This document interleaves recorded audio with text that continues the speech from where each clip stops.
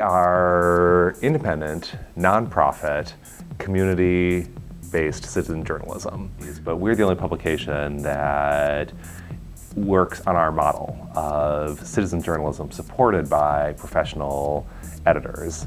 And that's what makes us unique. We work with these writers to help them research their stories and structure them and write them and fact check them and get them up to snuff where they can stand alongside stories from the mainstream media. Well, we have two kinds of contributions. We have contributions from the media sources, the community media partners, and that includes a range of media in the community, from the Minnesota Spokesman Recorder to KFAI to the Park Bugle.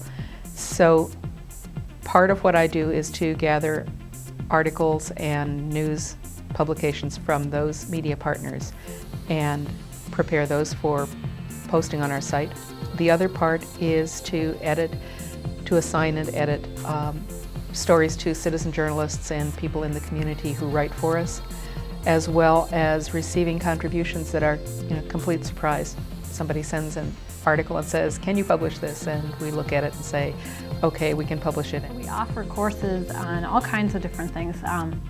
We do a lot of technology training, so we have classes like Facebook for Geezers, and then we also have classes like citizen journalism that are really meant to bring more people into the public sphere on the internet and bring a lot more voices into journalism. For example, I taught a class with about 12 people in it, and the students in that class were from all over the world, and they ranged from an 18-year-old to a 65-year-old. And we came together to talk about citizen journalism. Each student writes an article. All of them had their articles published on the Twin Cities Daily Planet as a result of the class. But more importantly, they started emailing with each other about the issues that they were all interested in. So we had a 60-year-old woman sending articles about elder care to the 22-year-old college student in the class because they were very interested in that topic. So all of a sudden this classroom becomes a space where people are interacting both online and in person and becoming much more civically engaged because they're talking about their community and they're talking about issues that are important to them in the community. And it's a really powerful experience. We have a standing feature called Stories We're Working On, where we encourage everyone to share their knowledge. I mean, we know that there's a lot more knowledge and information out there in the community than there is in any newsroom, including ours.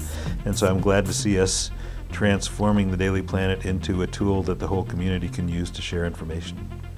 Well, first, go to tcdailyplanet.net and read us. Read us every day. Subscribe. We'll send you a newsletter every night telling about the top stories for the next day. Take a look. Take a look at the blogs. Take a look at the photo galleries and slideshows.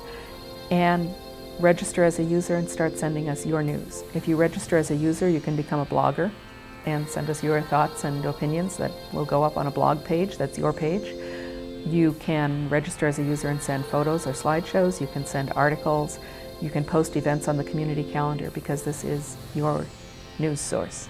Twin Cities Media Alliance is a 501c3 nonprofit, which means that your contributions are tax deductible, and we very much depend on support from the community. We're citizen journalism.